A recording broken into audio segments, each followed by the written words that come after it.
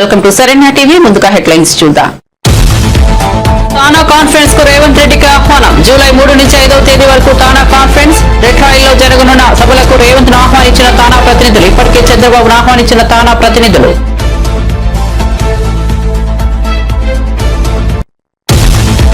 పులివెందులలో నష్టపోయిన అరటి రైతులను మాజీ ముఖ్యమంత్రి వైఎస్ జగన్ సోమవారం పరామర్శ. ఉచిత పంటల బీమాను రైతుల హక్కుగా అమలు చేశామన్న జగన్. కూటమి ప్రభుత్వం వస్తూనే బీమాను ఎత్తేసింది. రైతు భరోసా నిధులు ఇవ్వలేదని మాజీ సీఎం ఆరోపణ. రాష్ట్రంలో ఎక్కడా త్రాగునీటి ఎద్దడి కనిపించకూడదన్న సీఎం చంద్రబాబు. రాష్ట్రంలో పెరుగుతున్న ఉష్ణోగ్రతలో వేసవి ప్రణాళికపై సీఎం చంద్రబాబు సమీక్ష. అధికారులకు స్పష్టమైన ఆదేశాలు జారీ.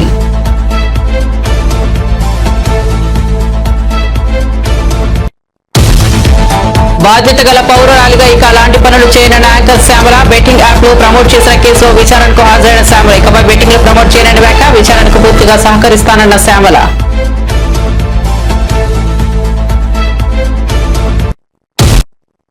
ఇక వార్త వివరాల్లోకి వెళ్తే తానా సభలకు సర్వం సిద్దమవుతోంది. ప్రతి 2 ఏళ్లకు ఒకసారి జరిగే తానా సభలు ఈ ఏడాది జూలై 3 నుంచి 5వ తేదీ వరకు డెట్రాయిట్ లో జరగనున్నాయి. ఈ క్రమంలో తానా 24వ సభలకు తెలంగాణ ముఖ్యమంత్రి రేవంత్ రెడ్డిని తానా ప్రతినిధులు ఆహ్వానించారు. జూబ్లీ హిల్స్ లో ఉన్న రేవంత్ నివాసానికి వెళ్లిన తానా ప్రతినిధులు ఆయనకు ఆహ్వాన పత్రిక అందించారు.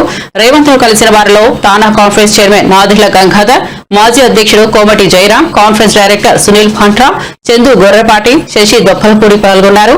అప్పటికే ఈ కాన్ఫరెన్స్ ను హాజరు కావాలంటూ ఏపీ ముఖ్యమంత్రి చంద్రబాబుకు ఆహ్వానం అందించారు. పలువురు కేంద్ర మంత్రులు, ఎంపీలకు కూడా ఆహ్వాన పత్రికలు అందించారు. ఆంధ్రప్రదేశ్ లో అకాల వర్షం కారణంగా పులివెందుల నియోజకవర్గంలో పంట నష్టపోయిన అరటి రైతులను మాజీ ముఖ్యమంత్రి వైఎస్ జగన్ పరామర్శించారు. ఉదయం వైఎస్ఆర్ జిల్లా తాతిరెడ్డిపల్లికి జగన్ చేరుకున్నారు. వర్షాలకు దెబ్బతిన్న పంటను పరిశీలించారు. రైతులతో మాట్లాడి నష్టం వివరాలను అడిగి తెలుసుకున్నారు. అనంతరం మీడియాతో మాట్లాడుతూ తమ ప్రభుత్వ హయాంలో పంట బీమాను రైతుల హక్కుగా అమలు చేశామని చెప్పారు. రైతు భరోసా నిధులు క్రమం తప్పకుండా అందించామని గుర్తు చేశారు.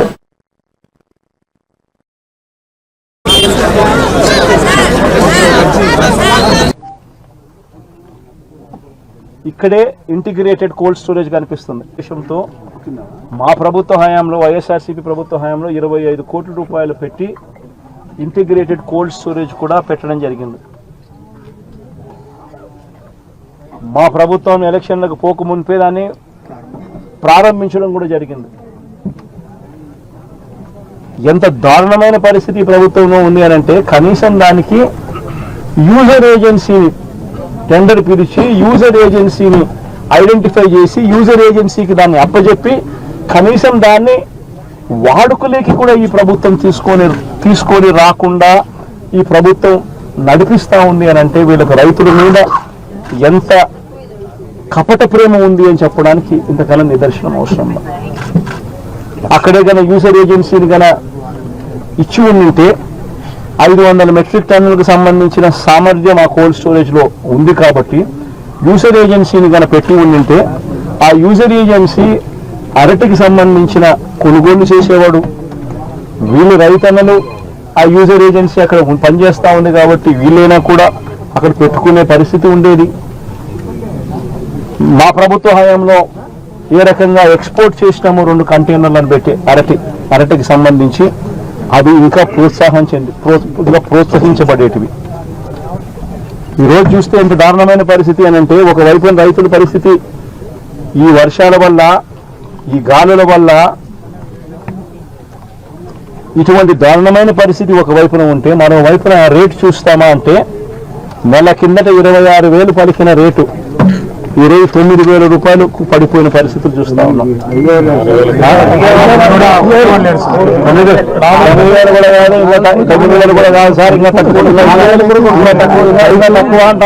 వ్యాపారస్తులు ఎంత అంటే బండి పంపరు సార్.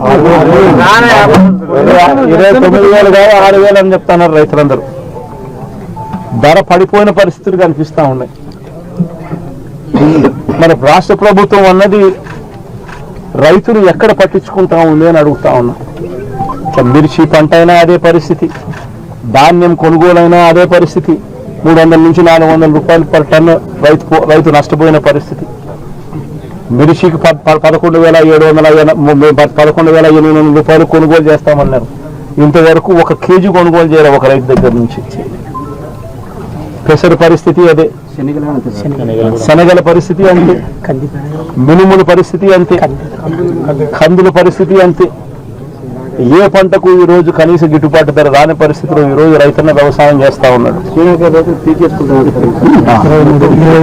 రైతన్నలకు శని చెట్లకు సంబంధించి గతంలో ఎప్పుడు చూడని రేటు వైఎస్ఆర్సీపీ హయాంలో రేట్లు వస్తే టన్ను ₹1,00,000 75,000 మన రోజు నుంచి చూస్తే సూట్ అనేది రాష్ట్రంలో ఏ ప్రాంతంలోనూ తాగునీటి ఎద్దడి తలెత్తకుండా చర్యలు తీసుకోవాలని ముఖ్యమంత్రి చంద్రబాబు అధికారులకు సూచించారు. వేసవిని దృష్టిలో ఉంచుకుని త్రాగునీటి సమస్య కనిపించకుండా చూడాలని, అందుకు అనుగుణంగా అధికారులు చర్యలు తీసుకోవాలని స్పష్టం చేశారు. వేసవి ప్రణాళికపై ముఖ్యమంత్రి చంద్రబాబు సచివాలయంలో సమీక్ష నిర్వహించారు. సమ్మర్ యాక్షన్ ప్లాన్ పై డిజాస్టర్ మేనేజ్మెంట్, పంచాయతీరాజ్, మున్సిపల్, ఆరోగ్య శాఖల అధికారులతో సమీక్ష చేశారు. ఈ సందర్భంగా సీఎం నిర్దిష్టమైన ఆదేశాలు ఇచ్చారు. భారతదేశంలోని దక్షిణాది రాష్ట్రాల అభివృద్ధికి బీజేపీ కట్టుబడి ఉందని రాష్ట్ర అధ్యక్షుడు కేంద్ర మంత్రి కిషన్ రెడ్డి చెప్పారు. నాంపల్లిలోని బీజేపీ కార్యాలయంలో రెడ్డి మాట్లాడుతూ ఎప్పుడు ఎన్నికలు వచ్చినా కర్ణాటక, తెలంగాణలో బీజేపీ అధికారంలోకి రావడం ఖాయమని అన్నారు. గత లోక్సభ ఎన్నికల ఫలితాలు ఇందుకు నిదర్శనమని కిషన్ రెడ్డి అన్నారు.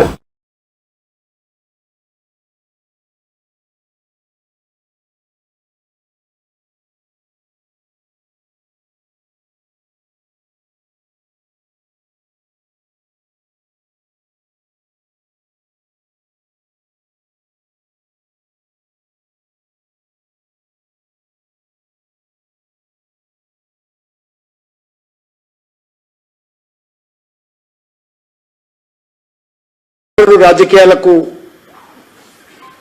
తెరలేపేటువంటి ప్రయత్నం చేస్తా ఉన్నారు. ముఖ్యంగా డిఎంకేకి సంబంధించినటువంటి తమిళనాడు ముఖ్యమంత్రి గత 4 సంవత్సరాలుగా తమిళనాడులో పూర్తిగా ఒక కుటుంబ పాలన, ఒక అవినీతి పాలన, కుంభకోణాల పాలన చేస్తూ ఆ తండ్రి కొడుకుల ప్రభుత్వము, స్టాలిన్ కుటుంబ ప్రభుత్వము ప్రజలలో వ్యతిరేకత కూడగట్టుకున్న నేపథ్యంలో గతంలో ఇచ్చినటువంటి హామీలు అమలు చేయనటువంటి నేపథ్యంలో భారతీయ జనతా పార్టీని, అదేవిధంగా డీలిమిటేషన్ పేరుతో, భాష పేరుతో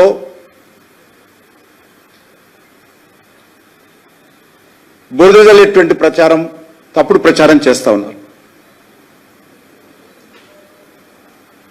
నేను అడుగుతా ఉన్నాను కాంగ్రెస్ పార్టీని, బీఆర్ఎస్ పార్టీని, మిగతా పార్టీలను.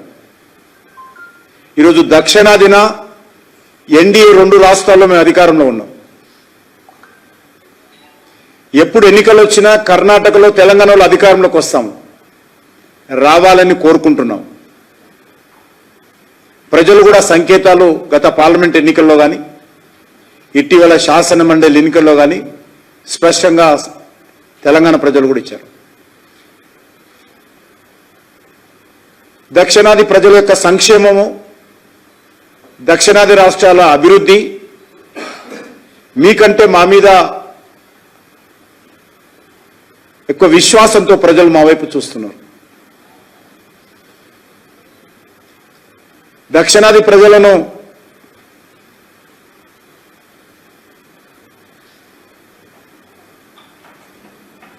ఈరోజు వారి సంక్షేమం కోసం చిత్తశుద్ధితో మేము కృషి చేస్తా ఉన్నాం, భవిష్యత్తులో కూడా చేస్తాం. మేము దక్షిణాదికి అన్యాయం చేసి భాషల పేరు మీద మేము భారతీయ జనతా పార్టీని నడపాలనుకోవడం లేదు. దక్షిణాదిలో కూడా పూర్తి స్థాయిలో పట్టు సాధించాలని, దక్షిణాదిలో కూడా ఇప్పుడున్నటువంటి ఎన్డీఏ ప్రభుత్వాలు 2 ఏవైతున్నాయో వచ్చేటువంటి శాసనసభ ఎన్నికల్లో కర్ణాటకలో కానీ తెలంగాణలో గెలవాలని. క్రషర్ యజమానులను భయపెట్టిన అంశంలోనే మాజీ మంత్రి విడుదల రజనీ కేసును ఎదుర్కొంటున్నారని ఎంపీ లావు శ్రీ కృష్ణదేవరాయలు అన్నారు. రజనీ చేసిన వ్యాఖ్యలపై స్పందించారు. మీ ఒత్తిడితోనే స్టోన్ క్రషర్స్ పై భారీగా జరిమానా వేయబోతున్నారనేది నిజం కాదా అని సూటిగా ప్రశ్నించారు. 40 ఏళ్ల నుంచి విద్యాసంస్థలు నడుపుతున్న తాము ఏనాడు భూములు కావాలని ప్రభుత్వాలను అడిగింది లేదని స్పష్టతనిచ్చారు. అందరికీ కూడా నా హృదయపూర్వక నమస్కారం. నిన్న మీడియా పరంగా నా గురించి చిలుకూరుపేట మాజీ ఎమ్మెల్యే గారు మాట్లాడటం జరిగింది. నేనైతే ఆ ప్రెస్ మీట్ ని చూడలేకపోయాను. నేను ట్రావెల్ చేస్తా ఉన్నాను. అయితే మా మీడియా సెల్ వాళ్ళు బ్రీఫ్ చేయడం జరిగింది. 3 ముక్కల్లో చెప్పండి అని అడిగాను. వాళ్ళు నిజంగానే 3 ముక్కల్లో చెప్పారు.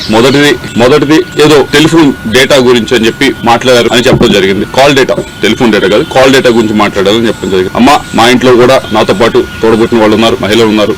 మా ఇంట్లో మహిళలకు ఒక న్యాయం, బయట మహిళలకు ఒక న్యాయం అని భావించే వ్యక్తిని నేనైతే కాదు. అది తమరు గుర్తు పెట్టుకోవాలని చెప్పి తెలియజేస్తా ఉన్నాను. రెండో విషయం, ఏదో ల్యాండ్ విషయం అని చెప్పి మాట్లాడారు. ఏదో విశాఖపట్నంలో ఏదో ల్యాండ్ ఉంది, అది అని మాట్లాడటం జరిగింది. అమ్మ, మేము 45 సంవత్సరాలుగా 1977 నుంచి విజ్ఞాన విద్యా సంస్థ నడుపుతా ఉన్నాం. ఈ 45 సంవత్సరాలు పైగా ఉన్న ప్రయాణంలో ఆంధ్ర రాష్ట్రంలో కాదు, దేశం మొత్తం ఎక్కడా కూడా, ఆంధ్ర రాష్ట్రంలో కాదు దేశం మొత్తంలో ఎక్కడా కూడా గవర్నమెంట్ కి మేము రిక్వెస్ట్ పెట్టి మాకు ల్యాండ్ అలాట్ చేయండి అని చెప్పి ఒక్క దగ్గరన్నా మేము ల్యాండ్ అలాట్ చేయించుకున్న దాఖలాలు ఉంటే దయచేసి మీడియా మిత్రులకు చూపించాలి, లేకపోతే బయటకు తీసుకొచ్చి చూపించండి. తప్పకుండా 45 సంవత్సరాలు ఎప్పుడు కూడా మేము ఎక్కడ ఏ గవర్నమెంట్ దగ్గర నుంచి కూడా ల్యాండ్ మేము విద్యా సంస్థలు పెడతాము, మాకు ల్యాండ్ ఇవ్వండి అని చెప్పి మేము ఎప్పుడు కూడా అడిగింది లేదు, తీసుకుంది లేదు. వచ్చి 9 నెలలు అవుతుంది.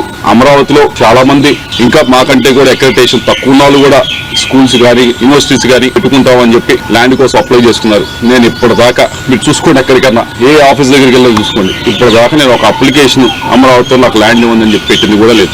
విశాఖపట్నం ల్యాండ్ సంబంధించి అది 2009లో మేము అప్పుడు కాంగ్రెస్ గవర్నమెంట్ ఉన్నప్పుడు మీకు ఎవరో తప్పు ఇన్ఫర్మేషన్ ఇచ్చుంటున్నారు. 2019 అని కాదు, 2009లో కాంగ్రెస్ గవర్నమెంట్ ఉన్నప్పుడు ఆక్షన్ వేస్తే అలాట్మెంట్ కాదు, అలాట్మెంట్ కి ఆక్షన్ కి కొద్ది తేడా తెలుసుకోండి.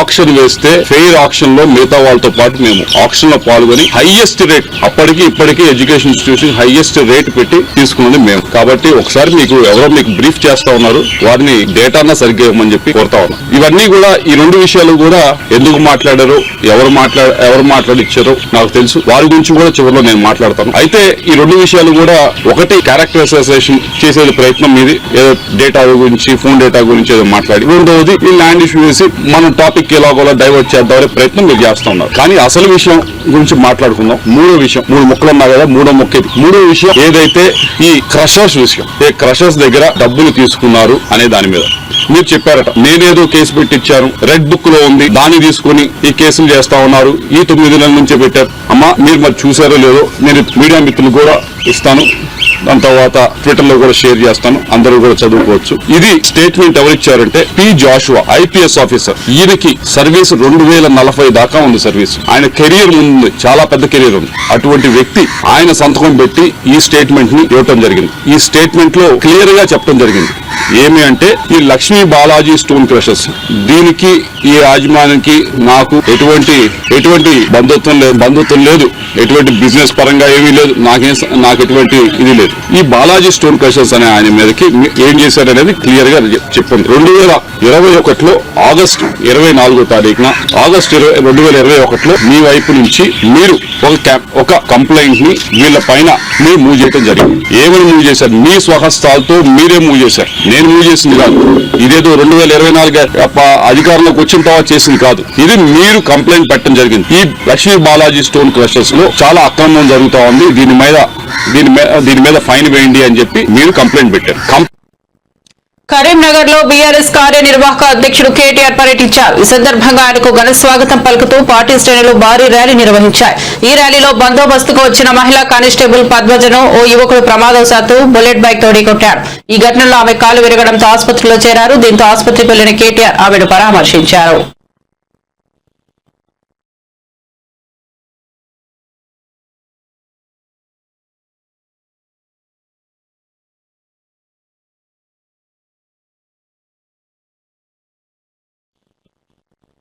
బెట్టింగ్ యాప్ల ప్రమోషన్ కేసులో వైఎస్ఆర్సీపీ అధికార ప్రతినిధి శ్యామల పంజాగుట్ట పోలీసులు ఎదుట విచారణకు హాజరయ్యారు. తనపై నమోదైన ఎఫ్ఐఆర్ కొట్టివేయాలని ఇటీవల ఆమె పిటిషన్ దాఖలు చేశారు.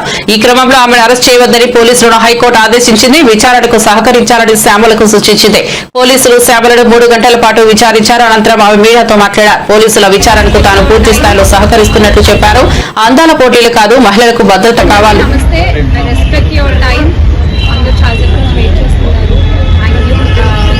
ఇన్వెస్టిగేషన్ జరుగుతోంది, మీ అందరికీ తెలుసు. విషయం కోర్టులో ఉంది. సో దీని గురించి ప్రస్తుతము మాట్లాడడం అన్అఫీషియల్ అవుతుంది. ఆ విషయం నాకంటే బాగా మీకే తెలుసు. సో డెఫినెట్గా మేము ఇన్వెస్టిగేషన్కి కోఆపరేట్ చేస్తున్నాము. చట్టాల మీద, న్యాయ వ్యవస్థ మీద నమ్మకం ఉంది. ఖచ్చితంగా కల్పిట్స్ని పట్టుకోవడంలో నేను ఎంతవరకు సాయం చేయగలను అంతవరకు డెఫినెట్గా పోలీసులకి నా సపోర్ట్ ఎప్పుడూ ఉంటుంది.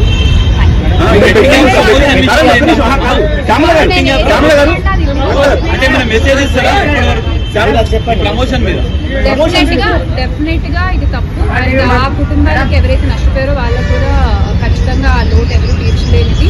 ఇంకా ముందు ఇలాంటివి ఏమీ జరగకుండా తీసుకోవాల్సిన బాధ్యత మన అందరిపై ఉంది. ఇది ఒక రెస్పాన్సిబుల్ సిటిజన్ గా చెప్తున్నాను.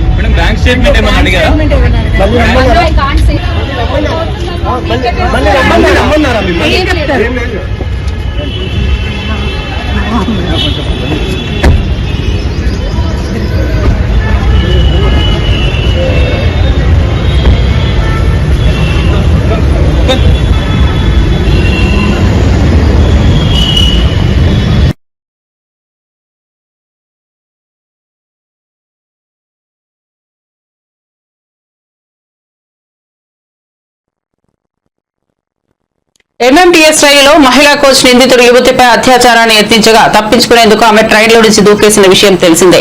గాయపడిన యువతిని ఎమ్మెల్యే సబితా ఇంద్రారెడ్డి పరామర్శించి మహిళా భద్రతపై ఆందోళన వ్యక్తం చేశారు. రాష్ట్రంలో నేరాలు 22% పెరిగాయని మండిపడ్డారు. కమాండ్ కంట్రోల్ సెంటర్ ను రాజకీయ వేదికగా కాకుండా పోలీసులకు అప్పగించి భద్రతను మెరుగుపరచాలని హితవు పలికారు.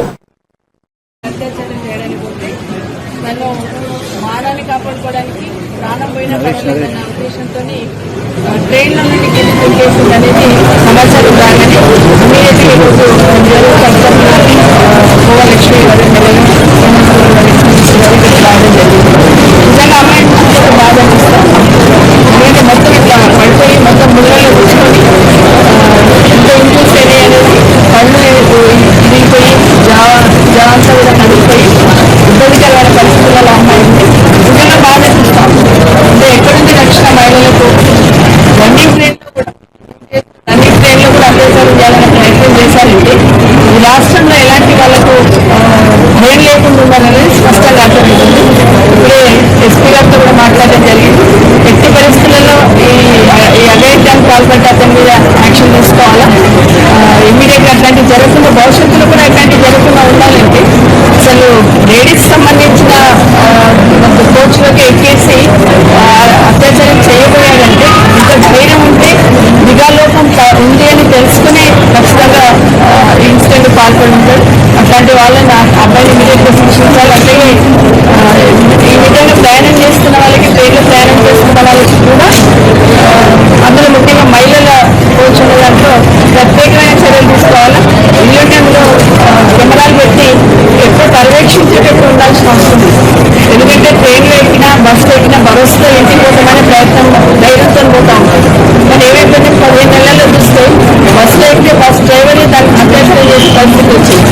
ట్రైన్లో ఎక్కితే ట్రైన్లో కూడా ఇలాంటి సంఘటనలు జరుగుతూ ఉన్నాయి. ఎక్కడైనా బయటికి వెళ్తే రోడ్డు పైన కూడా అట్లాంటి పరిస్థితి ఏర్పడుతున్న సందర్భాలు చూస్తున్నాం.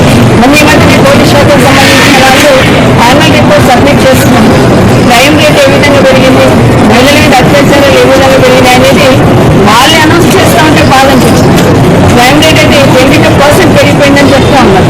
నిజంగా బాధ అనిపించింది. ఇంత ఇబ్బందిని పెంచుకుంటూ టెక్నాలజీ పెరిగిన తర్వాత కూడా కమాండ్ కంట్రోల్మెంట్ ఎవరిని ఏర్పాటు చేసుకొని దాదాపు 11 లక్షల సీసీ కెమెరాలు ఏర్పాటు చేసుకున్న తర్వాత కూడా రాష్ట్రంలో ఎందుకు క్రైమ్ రేట్ పెరిగిపోతుంది, ఎందుకు మహిళల మీద అత్యాచారాలు పెరిగిపోతున్నాయి అనేది ఖచ్చితంగా అనాలిసిస్ చేసుకోవాల్సిన బాధ్యత ప్రభుత్వం మీద ఉంది. దాన్ని పర్యవేక్షించుకొని సరైన నిర్దేశం చేసి ఇలాంటి సంఘటన జరగనివ్వాల్సిన బాధ్యత ఖచ్చితంగా రాష్ట్ర పోలీసులు ఉంది. అదేవిధంగా రైల్వే పోలీసులకు ఊరికే నిఘాను ఏదో స్టేషన్స్లలో ఉందని కాకుండా ఇలాంటి సంఘటనలు జరుగుతున్నప్పుడు మెరుగైన సౌకర్యాలు కల్పించడానికి, మెరుగైన అవకాశాలను సరిదిద్దుకోవడానికి ప్రయత్నించాలి. గాంధీ ఆసుపత్రిలో చికిత్స పొందుతున్న అత్యాచార యువతి వివరాలను మాజీ మంత్రులు శ్రీనివాస్ గౌడ్ తెలుసుకున్నారు. ఈ సందర్భంగా శ్రీనివాస్ గౌడ్ మాట్లాడుతూ రాష్ట్రంలో అందాల పోటీలు కాదు, మహిళలకు భద్రత కల్పించాలని, దేశంలో ఎక్కడా లేని విధంగా రాష్ట్రంలో కమాండ్ కంట్రోల్ సెంటర్ ఉందని, దీని ద్వారా నేరాలను నియంత్రించాలన్నారు.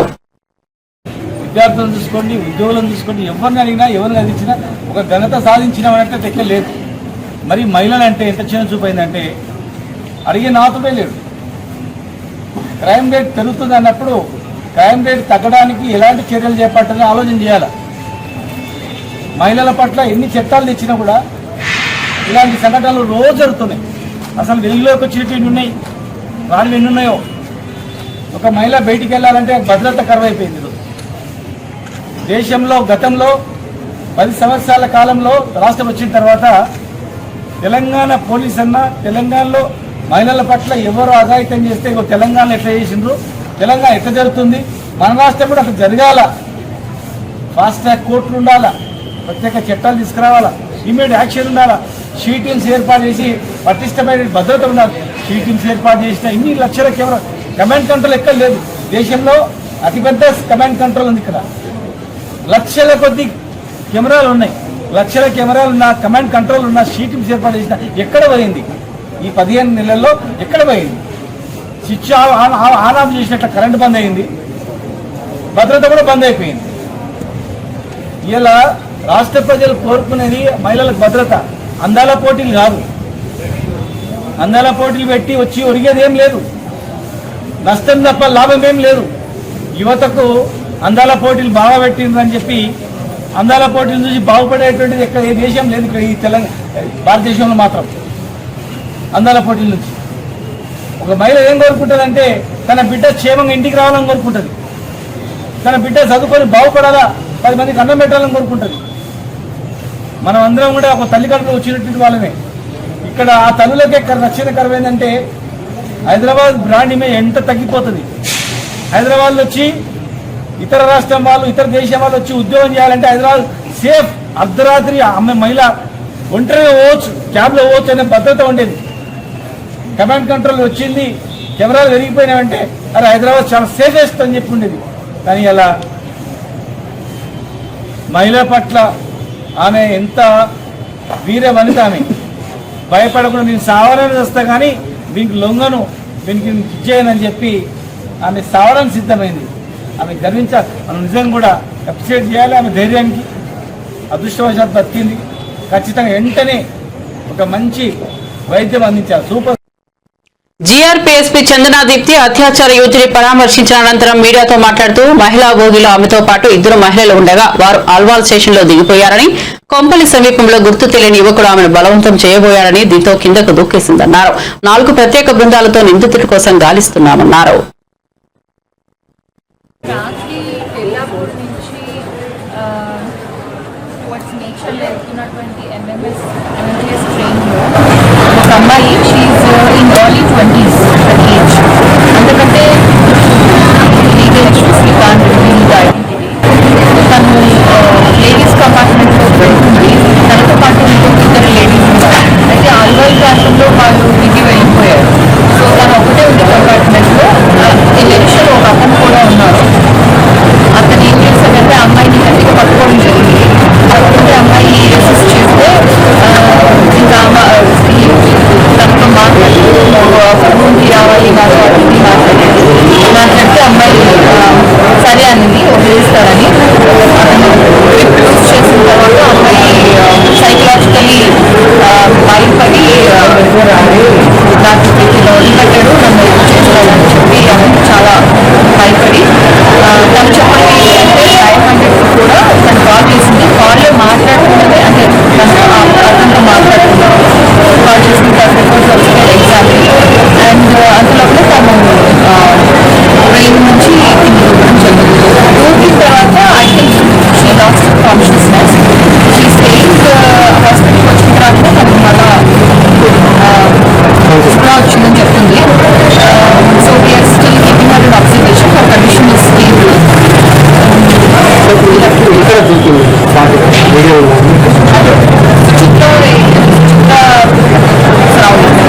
అతను ఒక్కడే ఉన్నాడు. అయితే అతను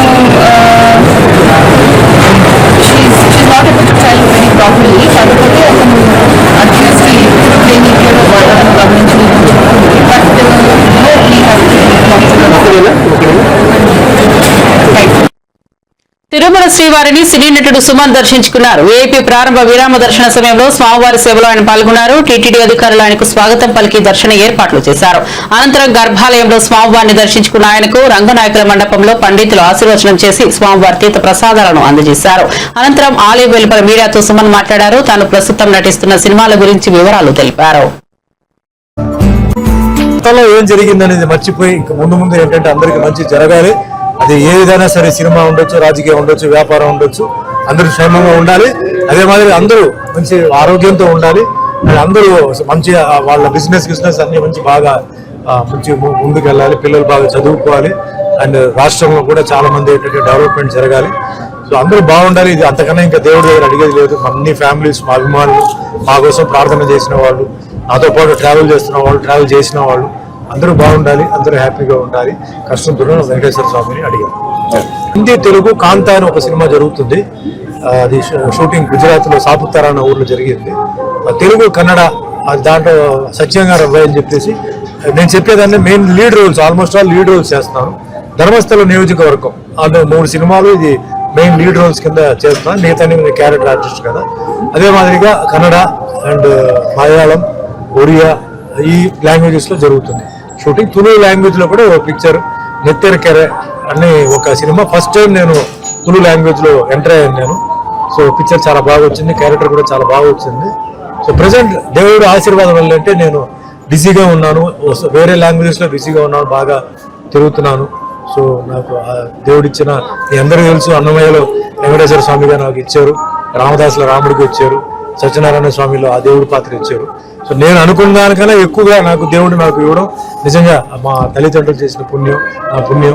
ఎటువంటి సినిమా బ్యాక్గ్రౌండ్ లేని వాడికి భగవంతుడు వచ్చి మాకు అవకాశం ఇవ్వడం, ఆ భగవంతుడు ఎప్పుడు నేను మర్చిపోను. మా వెంకటేశ్వర స్వామి మాకు ఏంటంటే ఆయన మా అంటే ఇంటి దేవత లాంటిది. ఏది జరిగినా, నేను ఏది చెప్పినా అదంతా ఆయనదే. చాలా మంది ఉంటారు, నేను అలా చెప్పారు మీరు ఇలా, అంతా ఆయన రూలు, ఆయన అంటే అంటారు కదా, leader knows the way, goes the way, shows the way.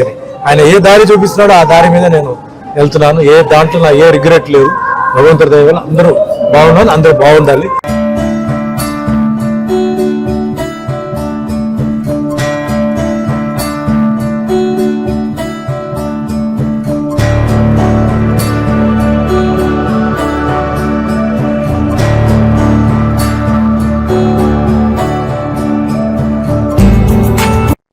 Bulletin ముగించే ముందు హెడ్లైన్స్ మరోసారి చూద్దాం. తానా కాన్ఫరెన్స్ కు రేవంత్ రెడ్డికి ఆహ్వానం. జూలై 3 నుంచి 5వ తేదీ వరకు తానా కాన్ఫరెన్స్. డెట్రాయిట్ లో జరగనున్న సభలకు రేవంత్ ను ఆహ్వానించిన తానా ప్రతినిధులు. ఇప్పటికే చంద్రబాబును ఆహ్వానించిన తానా ప్రతినిధులు.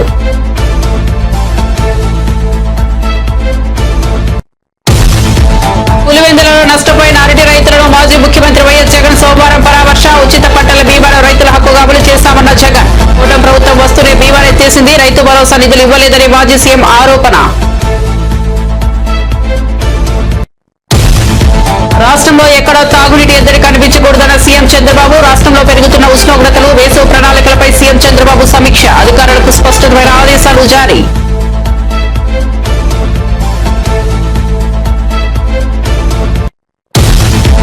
బాధ్యత గల పౌరురాలిగా ఇక అలాంటి పనులు చేయనున్న యాంకర్ శ్యామల. బెట్టింగ్ యాప్ లో ప్రమోట్ చేసిన కేసులో విచారణకు హాజరైన శ్యామల. ఇకపై బెట్టింగ్ లో ప్రమోట్ చేయనని వ్యాఖ్య. విచారణకు పూర్తిగా సహకరిస్తానన్న శ్యామల.